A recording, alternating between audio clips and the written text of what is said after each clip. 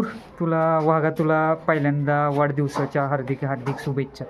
भैया नमस्ते. नमस्ते. काय सांगाल, संपूर्ण महाराष्ट्रभर आज प्रत्येक वर्षी असतातच, यावर्षीसुद्धा मथुरच्या वाढदिवसानिमित्त संपूर्ण महाराष्ट्रभर मथुरचे स्टेटस फिरत आहेत, त्याविषयी काय सांगाल? सर्वांचा मथुरवर जीव आहे, सर्वांचे आशीर्वाद आहे, सर्वांचं प्रेम आहे.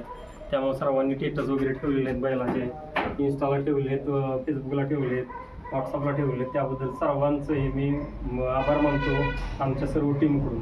बरं भैया, जेवढी हिंद केसरी मैदान झाली त्या सर्व हिंद केसरी मैदानामध्ये फायनलचा गुलाल घेतला आहे मथुरने. जरा पुन्हा एकदा हिस्ट्री रिपीट होऊ द्या, कुठल्या कुठल्या मैदानात घेतला? हिंद केसरीचे मैदान आहेत शेगाव, कोरेगाव, वडकी, जुना बैलपोळा मैदान, पेडगाव मैदान, सगळ्या मैदानात आपल्या बैलानं गुलाल घेतले. वडकीला 1 नंबर केले, माळशिरसला बैलपोळ्याच्या मैदानाला 1 नंबर केले, शेगावला 2 नंबर केले, एकदा 3 नंबर केले, पेडगावला सुद्धा 2 वेळा गुलालात राहिला बैल. आणि ह्या वर्षी तुमच्या सर्वांच्या आशीर्वादानं गुलाबराव कोरेगावला सुद्धा 2 वर्ष सलग हिंद केसरी मैदानात 3 नंबरचा मानकरी ठरला. ह्या वर्षी फायनलच्या गुलालाचा मानकरी ठरला. थोडा सामना झाला 19-20 झाल्यामुळं, पण तिसऱ्या वर्षी आहे, पण त्या तिसऱ्या वर्षी पण गुलालात राहिला. बरं, त्या दिवशी मथुर ऐकत नव्हतं मैदानामध्ये, गाडीत चढत नव्हतं, काय किस्सा घडला? बैल कोणत्या मैदानात घडले? जैन केसरीच्या मैदानात. अच्छा. खूपच अग्रेसिव्ह झाला बैलानं, सेमीला पण वरती झुकून पण देत नव्हता. आमचे अभिजित भाई आहेत फलटणचे, त्यांचा सरजा परत मी शेवट त्या एवढ्या गर्दीतनं पळत गेलो, बैल कुठला आहे बघितला तर तुम्हाला सरजा समोर दिसला. मग सरजाला मी घेऊन आलो, अभिजित भाईंना म्हणलं मथुर काय चालू नाही, सरजा शेजारी घेऊन या, आपल्याला टांग्यापर्यंत बैल न्यायचे. त्यांनी लगेच माझं शब्द ऐकले ते बैल घेऊन आले, बैलापाशी बैल आणला आणि दोन्ही बैल भाऊभावासारखी चालत गेली आणि बैल मग परत आम्ही झोपलो. आणि मला वाटते त्या सर्जेच्या गालावर मथुर म्हणजे जीभ लावून सक्का भाव असल्यासारखा, एक छोटा भाव असल्यासारखं त्याला प्रेम करतो. बरोबर. त्यांना प्राण्यांना पण जाणीव असते का हो दादा, यावरनं दिसते? बैलांना पण कळतं. आता आम्ही रोज चालवाय बैल नेतो, तर आता एक आमच्या हनुमान सुतार म्हणून आहेत नेरमध्ये, त्यांचं एक वासरू आम्ही पुढे चालवतो, बैल शांत चालतो.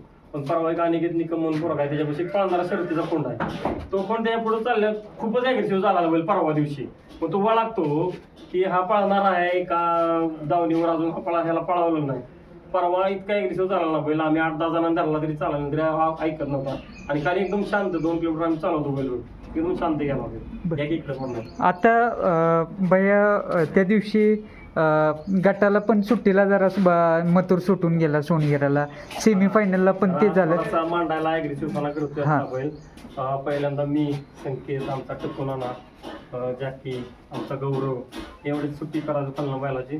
पण आता बैल एवढा अग्रेसिव्हपणा करतो आणि एवढा अग्रेसिव्हपणा करून पण आमचा सागर काळभोर आणि निखिल एवढा प्रयत्न करतात ना बैलासाठी, एवढे जातात, खरोखर मी त्यांचं खरंच आभार मानतो.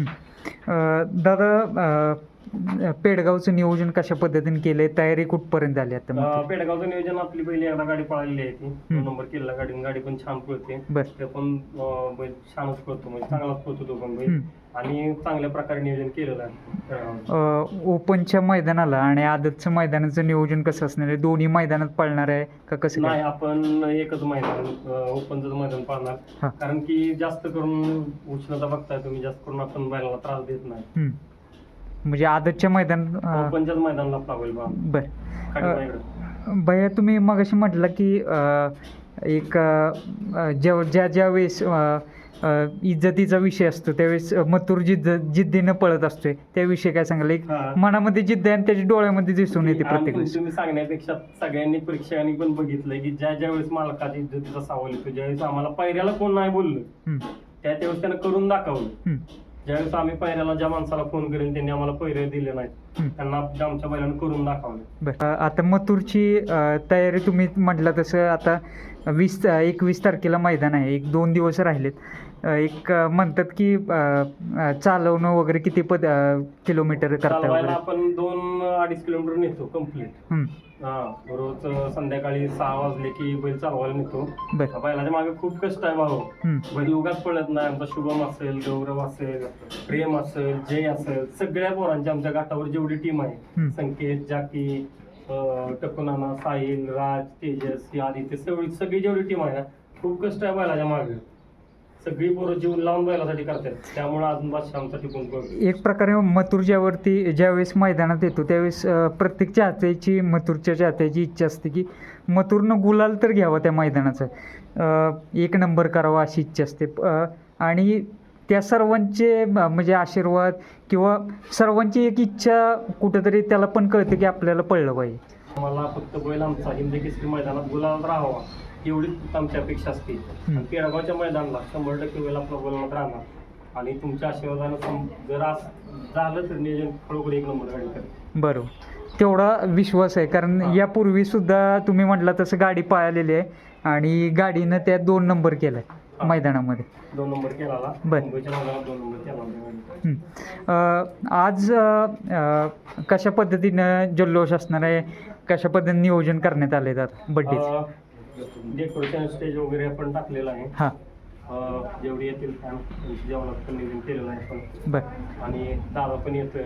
मागच्या वर्षीपेक्षा जरा थोडा जास्त म्हणजे उत्साहात बड्डे होईल. बरोबर. भैया, एक विश्वास तुमच्यावरती दादांनी ठेवला आहे, राहुल दादांनी, त्याविषयी काय सांगाल? ते बॉन्डिंग कसं आहे तुमचं दादांचं? दादाचा विषय काय आहे की दादाचा विश्वास माझ्यावर एवढा आहे की बैल नेर सोडून जर बैल 8-15 दिवस, महिना, 2 महिने, 3 महिने जर राहणार असेल तर नेर सोडून बैल कुठेही जात नाही. एक दिवस जर एखादं लांबचं मैदान असलं आपल्या गावापासून तर मग एखादा कोठाजवळ असलं तरी तो बैल जातो. पण जर कंटिन्यू बैल राहणार असेल तर 100% बैल आपल्या दावणीला. पण मी पण माझं भाग्य मानतो की आमच्या दावणीला एवढा मोठा देव आणि त्या देवाचा बड्डे दुसऱ्या वर्षी आम्हाला साजरा करायला भेटतो, त्यात आमचं भाग्य आहे. धन्यवाद दादा आपला वेळ दिल्याबद्दल. आणि पुन्हा एकदा सर्व मथुर प्रेमींकडून मथुरला वाढदिवसाच्या हार्दिक शुभेच्छा. धन्यवाद.